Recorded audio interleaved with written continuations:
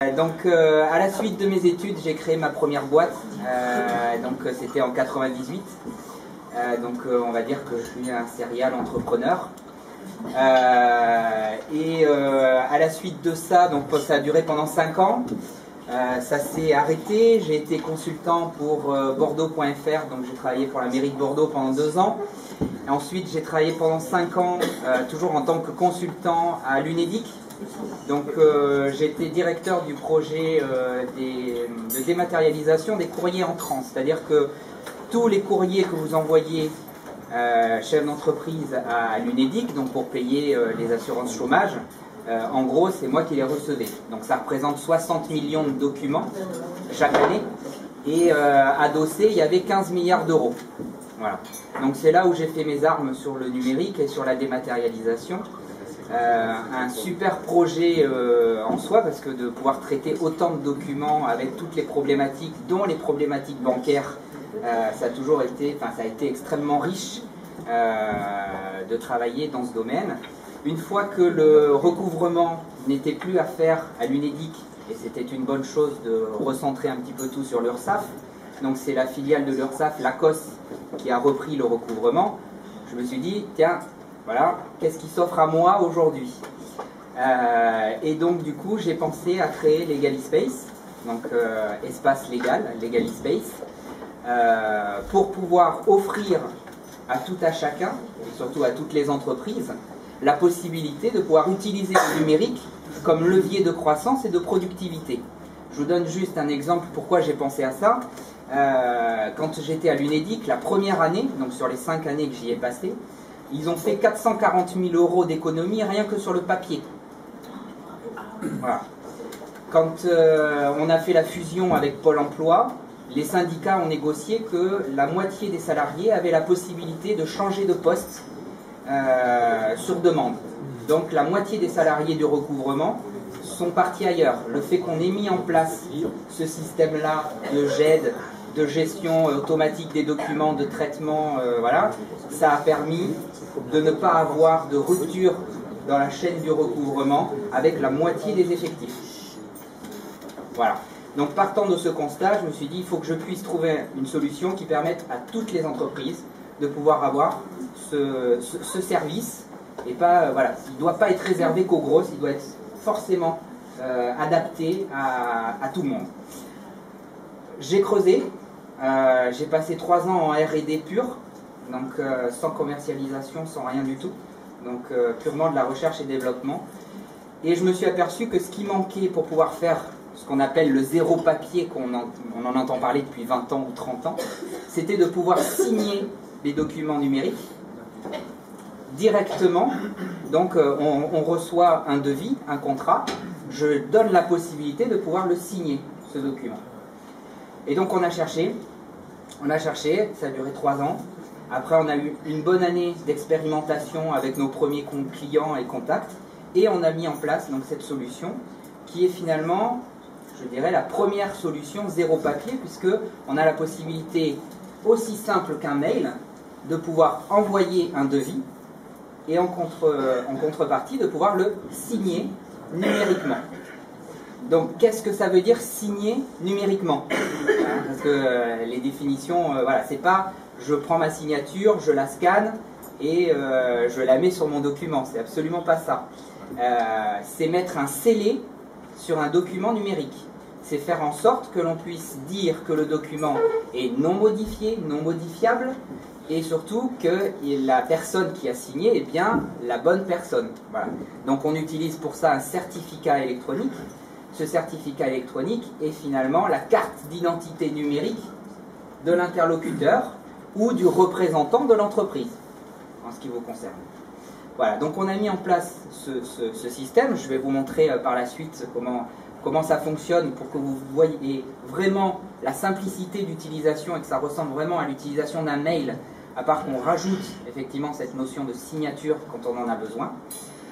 Et c'est greffé autour tout un tas de services. Parce qu'au fur et à mesure qu'on avançait, on a des clients qui nous ont demandé, par exemple, un petit module de facturation.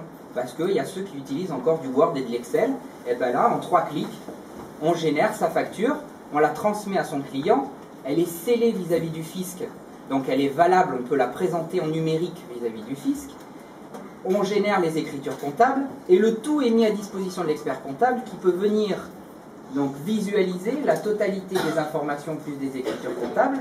Voilà, tout ça en 3 clics. Voilà. On a des associations, donc je vous montrerai pourquoi ça peut être intéressant aussi pour le club Segoya d'utiliser ce mode de facturation. On a des associations qui nous ont dit, bah voilà, on fait un dîner, on est 50. Je suis obligé de faire 50 fois la même facture. Ok, qu'à cela ne tienne. On rentre 50 fois, les 50 participants, on rentre une fois le libellé, ça génère les 50 factures qui sont distribuées automatiquement aux 50 participants. Voilà. Ce sont des exemples de ce que peut faire le zéro papier, la dématérialisation. Même si j'aime pas trop ce terme, je préfère utiliser le 100% numérique. Voilà. Derrière, voilà, d'autres exemples. On a un client qui travaille en Dordogne et qui distribue des graines auprès des agriculteurs. Donc il a 1500 clients, 1500 agriculteurs. Et donc vous imaginez en termes de bons de livraison, la difficulté et le volume de papier qu'il génère. Sans compter que les personnes qui viennent livrer les graines, ils sont dans les champs, donc avec les mains sales, avec la pluie, avec le soleil, avec le fait que ce sont des manuels, donc la précaution des papiers, ils en ont un petit peu rien à faire. Donc on leur a créé une solution qui permet chaque lundi matin d'envoyer aux clients comme quoi ils vont être livrés, de transmettre un code sur les téléphones portables, donc un code SMS. Derrière le client, quand il est livré, il a une tablette, il tape le code qu'il a reçu par SMS pour valider son bon de livraison. Et automatiquement, le bon de livraison lui est transmis donc dans sa boîte avec la facture. Tout ça est instantané. Voilà, du moment qu'il a validé son bon de livraison. Voilà, donc c'est plein de petits exemples comme ça. On travaille avec beaucoup d'agents AXA qui n'ont pas Ils se sont aperçus, certains agents avec qui on a commencé à travailler, se sont aperçus que 80% des documents qu'ils recevaient, ils le recevaient de manière numérique. Donc ils les recevaient principalement par mail. Donc ce qu'on a fait, c'est qu'on a adapté, on va capter la boîte mail, on transforme automatiquement les mails en fichiers PDF et même les pièces jointes. Et ensuite, on n'a plus qu'à dire, ben voilà, c'est pour tel client, c'est un contrat, un justificatif, c'est mon dommage de sinistre, ce sont mes photos, mes factures, etc. Et automatiquement, ça vient alimenter la fiche client. Voilà. Ce sont des exemples, il y en a plein, je ne vais pas continuer à vous en donner. Je vais plutôt passer directement à vous montrer,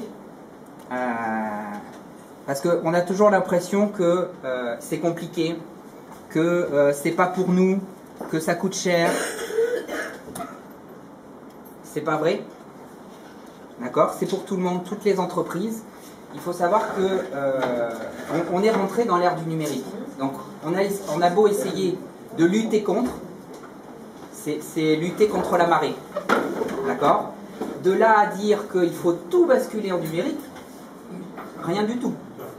D'accord? Il faut trouver un bon juste milieu entre l'utilisation du numérique, parce que ça fait partie de la vie quotidienne de tous les jours maintenant, et son activité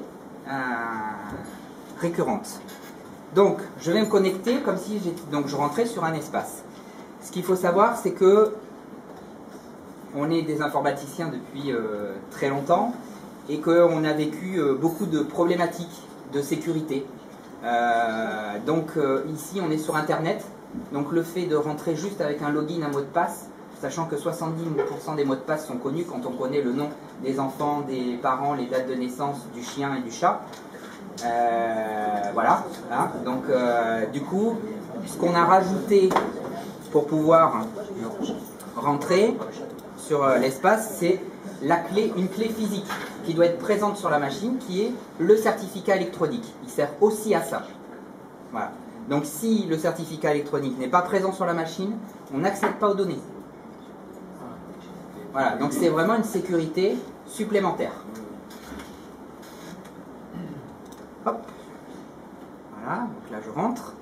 Bon, alors l'écran est un peu petit là, voilà, je ne sais pas si vous voyez bien, mais voilà, on est donc dans une boîte qui va nous permettre de faire beaucoup de choses. Mais juste pour vous montrer, j'ai besoin de faire signer un devis à un client. Tout simplement, je vais venir ici dans client, je vais faire envoyer, je vais venir chercher mon devis.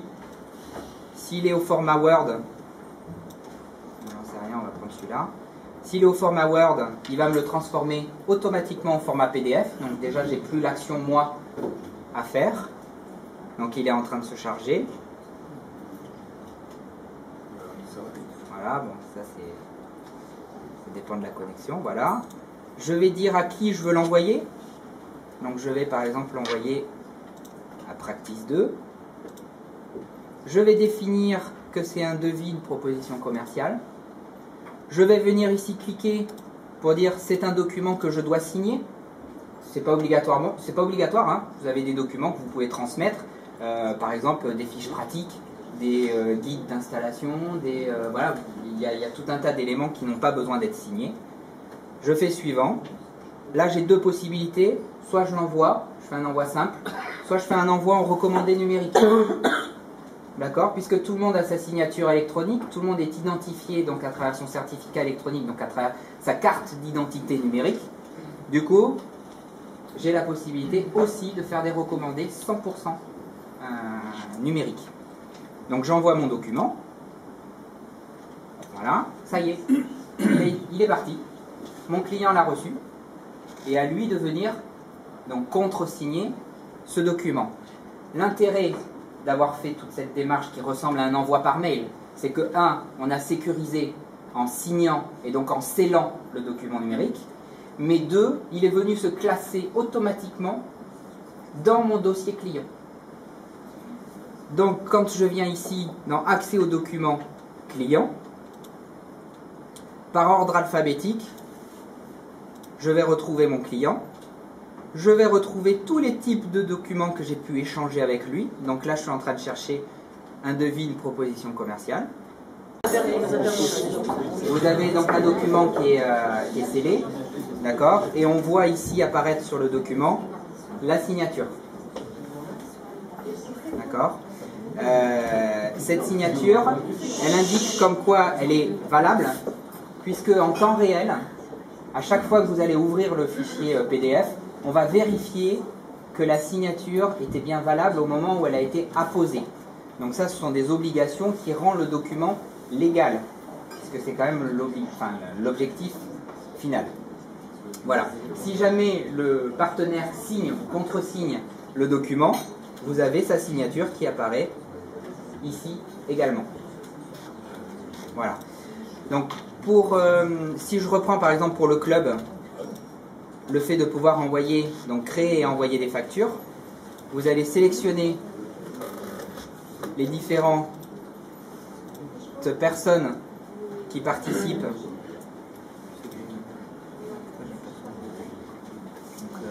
j'en sais rien, voilà. Ok, donc je rajoute comme ça mes 50 intervenants de la soirée. Je fais suivant. Je vais définir qu'il n'y a pas de TVA. Je vais définir que c'est du paiement par chèque. Je vais rentrer ici repas, soirée. Donc on est le 13 mars 2014. Je vais mettre le prix, la quantité. Voilà. Ouais, mais là je suis en 800-600, je ne peux pas avancer. C'est pas le bouton. Ah. Ouais, mais je peux même pas fermer la fenêtre non plus. T'expliques. Donc là en fait on a le rétroprojecteur qui a une résolution qui est trop petite. Donc du coup je peux pas tout voir. Donc voilà. Donc j'ai pas les boutons qui me permettent de valider ou de passer à autre chose. Voilà. Donc, dommage, mais voilà. C'est une manipulation rapide et simple. Mais sinon voilà, ça génère automatiquement la facture. Elle est transmise donc à l'ensemble des intervenants donc qu'on a sélectionnés et elle se retrouve dans le dossier client en question. Voilà. On a également développé, puisque l'objectif c'est de faire du zéro papier. Pour la petite histoire, donc je fais une prestation informatique à mon expert comptable. Je vais chez elle et donc elle va sur LegaliSpace, elle prend la facture et qu'est-ce qu'elle fait? Elle l'imprime. Je dis, qu'est-ce que tu fais? Tout l'intérêt de LegaliSpace c'est justement d'être en zéro papier. Elle m'a dit oui, mais je ne vais pas m'amuser à visualiser sur deux outils différents pour pouvoir comptabiliser ma pièce. J'ai dit ok, qu'à cela ne tienne, on va créer un outil pour vraiment aller jusqu'au bout de la chaîne zéro papier qui va permettre de faire en sorte que je visualise ma facture numérique sur la gauche, je vais pouvoir faire la saisie sur la droite. Une fois que j'ai fini ma saisie comptable, je vais exporter mes données, sachant qu'on est compatible avec tous les logiciels qui existent sur le marché de comptabilité. On exporte vraiment dans le format adapté. Donc en gros, votre expert comptable, il travaille sur Sage. On va lui créer le format Sage, donc il va pouvoir importer directement l'ensemble des données. Vous travaillez sur Ciel. Vous pouvez exporter au format Ciel. Voilà. Et également avoir les données. Donc on a cette centralisation des données qui permet vraiment de pouvoir être beaucoup plus souple dans sa gestion, dans sa façon de travailler. Comme ça ne suffisait pas, et fort de notre expérience à l'UNEDIC, ce que j'ai voulu moi, c'est qu'on puisse travailler en format boîte à chaussures. C'est-à-dire qu'aujourd'hui, l'ensemble des entreprises, vous avez une facture, ok, je la mets dans la boîte. Là, et tous les mois, je prends ma boîte à chaussures et je la mets dans mon expert comptable. Eh bien, on fait exactement la même chose. C'est-à-dire que vous allez numériser en masse. Donc vous allez prendre vos 50 factures du mois de mars. Vous allez les mettre dans le système, donc ça représente qu'un seul fichier. Et vous allez les comptabiliser. De toute façon, quoi qu'il arrive, que ce soit vous, que ce soit l'expert comptable, il le fait. Et une fois que le fichier est comptabilisé, tous les documents sont découpés et rangés par fournisseur, par client, par banque ou par salarié si c'est des bulletins de salaire. Voilà. Comment il fait pour reconnaître ce vin entré dans la facture? En fait, comme vous saisissez, vous faites la saisie comptable, on a toutes les infos pour savoir à qui c'est destiné, ce que c'est et où ça doit aller. Vous scannez en masse, donc les 50 factures, et vous les défilez, page par page. Exactement. Voilà. Donc là, ben voilà, j'ai pas la fin du tableau, donc je peux pas vous le montrer. Voilà, dommage. Et ensuite derrière, on a cet accès donc aux documents comptables mis sous forme pour que vous parliez le même langage qu'avec votre expert comptable. Donc vous avez le dossier permanent et vous avez les documents annuels. Voilà, donc vous pouvez comme ça avoir cette visualisation. Voilà, bon, entre autres, je ne vais pas rentrer dans le détail, je pense que ce n'est pas l'objectif. C'est juste pour vous dire que aujourd'hui le numérique fait vraiment partie des choses qui arrivent à grands pas, voire pour certains ils l'ont déjà mis en place. Cette partie-là n'existe pas, d'accord? Donc aujourd'hui je n'ai pas spécialement de concurrent qui permet de regrouper l'ensemble des fonctionnalités que je viens de vous lister. Il y a des faiseurs de GED, il y a des gens qui font de la signature électronique, mais quelqu'un qui fait la totalité, aujourd'hui j'en connais pas. Je ne vais pas dire qu'il n'en existe pas, mais pour l'instant j'en connais pas. Voilà, qu'est-ce que je voulais dire? Voilà, il y a d'autres fonctionnalités dont je vais pas passer du temps à expliquer comment ça fonctionne et ce qu'on peut faire avec. Mais il faut savoir que c'est accessible puisque nos premiers abonnements démarrent à 10 € par mois. Donc c'est pas quelque chose qui coûte beaucoup d'argent. C'est pas vrai. C'est en fonction de quoi? Les 10 € par mois, c'est en fonction du nombre d'envois qu'on effectue dans l'année et de l'espace de stockage. Pourquoi ces deux critères? Un, parce que les petites entreprises, donc à 10 € par mois, elles peuvent faire 250 envois dans l'année. Donc ça représente un volume quand même, ça fait 20 par mois, c'est quand même plutôt correct pour une petite structure, une TPE. Et en même temps, pourquoi le volume? Parce qu'un architecte qui va mettre un document qui fait 100 mégas d'un coup, voilà, donc il y a besoin d'avoir ces deux notions de coût. Voilà. L'abonnement classique est à 30 €, il offre 5 gigas d'espace disque et 10 000 envois dans l'année. Voilà. Donc ça reste quand même... 10 000 timbres en moins. Exactement, ça fait 10 000 timbres en moins.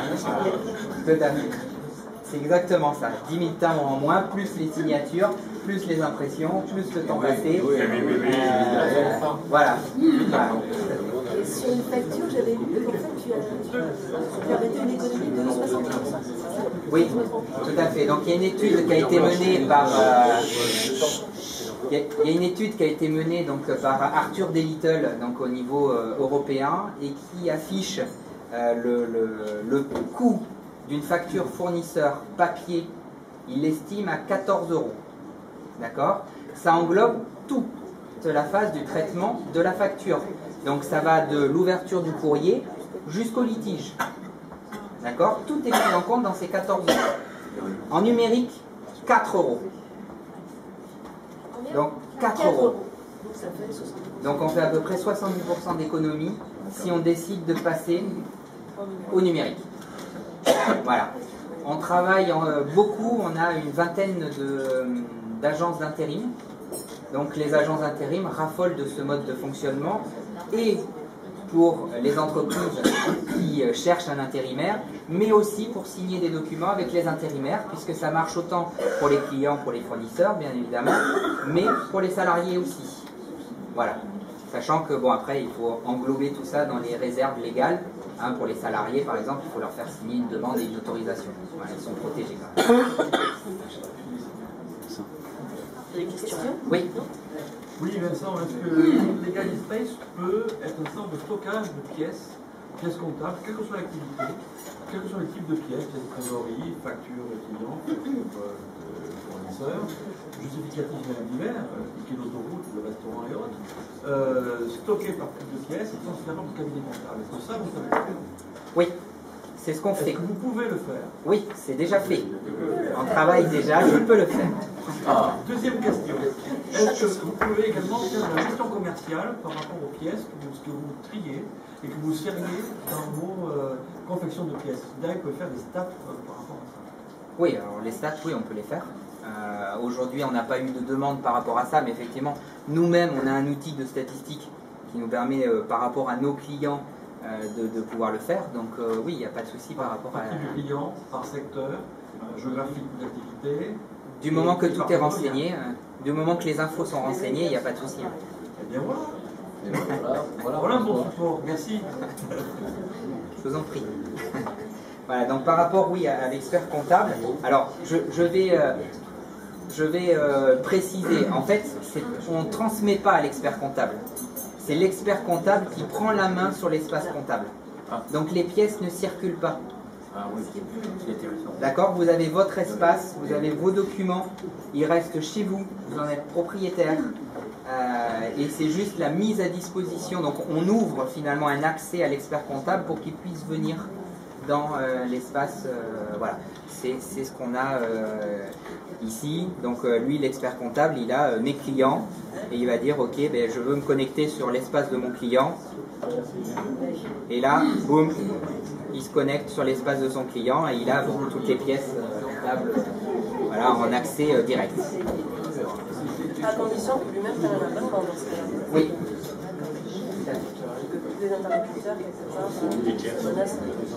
Oui, alors l'expert comptable, oui, les autres, non. D'accord? On a un mode de fonctionnement qui est le même que la poste, c'est-à-dire que tout à chacun peut ouvrir son espace et recevoir du courrier et le signer gratuitement. D'accord, c'est ce que je veux dire pour les salariés par exemple. Voilà. Si on a une grosse société, on va prendre un abonnement à tout. Non, c'est pas possible. Non, mais il peut avoir un espace au moins Voilà. pour recevoir. Mais même les entreprises, vous avez un devis à transmettre, Voilà, c'est vous ça dites pour à les votre clients. client, vous n'avez plus qu'à remplir le formulaire et vous allez pouvoir signer le devis. Ça, c'est gratuit.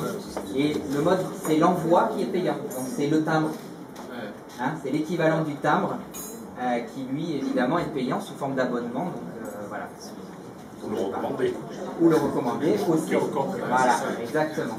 On a mis en place il y a 3 mois, je crois, à peu près, une plateforme qui s'appelle mesrecommandés.fr. Voilà, qui permet vraiment de faire que du recommandé, 100% numérique, et vous divisez par 2,5 le coût par rapport à la poste. Il y a une valeur légale. Ah, mais évidemment. Au niveau sécurité, est-ce que les documents qu'on envoie, par exemple, ça ne risque pas d'avoir, je ne sais pas, Alors, en termes d'évaporation, on va dire. Allez, tiens. Alors, en termes de sécurité, aujourd'hui, il faut savoir que quand vous êtes sur Internet, sur du HTTPS, d'accord, vous êtes sur du cryptage. Alors là, on va parler un peu technique, mais en 128 ou 256 bits, d'accord. Bon, ça vous parle pas, mais vous imaginez. Nous, on crypte en 2048. Donc, effectivement, pour pouvoir décoder ce qui rentre ou ce qui sort, c'est beaucoup plus compliqué, beaucoup plus difficile. Ça, c'est la première chose. Ensuite, en ce qui concerne la sécurité des documents, on a choisi un hébergement de type Tier 4. Alors, ça ne vous parle pas, mais c'est le niveau équivalent en termes de sécurité à celui des banques. Ah oui, alors. D'accord? Donc, tout est triplé. On a 3 arrivées Internet, une qui vient du nord, de l'est et une du sud. On a 2 data centers, on en a un à Bordeaux, un à Marseille. Donc si jamais il y en a un qui tombe, l'autre prend le relais. On a, voilà, tout est comme ça. Il y a 3 générateurs électriques. Donc il y a l'électricité classique, il y a un générateur au gasoil et un générateur à batterie. Voilà, tout est triplé pour pouvoir permettre cette sécurité-là. On a des sauvegardes qui sont lissées sur 15 jours. Donc on a 15 jours lissants de sauvegarde d'informations et de données. Voilà. Donc en termes de sécurité, on a voulu le maximum parce qu'effectivement, ce sont des documents qui sont sensibles. Donc c'était important pour nous de pouvoir garantir cette sécurité. Travailler en réseau. Si le client... Donc ça permet effectivement de travailler en réseau avec les filiales. Vous pouvez effectivement imaginer centraliser la comptabilité, la paye. On a par exemple un grand groupe d'écoles sur Bergerac qui donc a 19 centres et qui centralise l'ensemble de la paye. Donc on appuie sur un bouton, donc ils appuient sur un bouton plutôt, depuis leur logiciel de paye, ils font imprimer vers l'EgaliSpace. Les 450 bulletins de salaire sont imprimés. Nous, on va lire à l'intérieur des documents, donc des bulletins de salaire.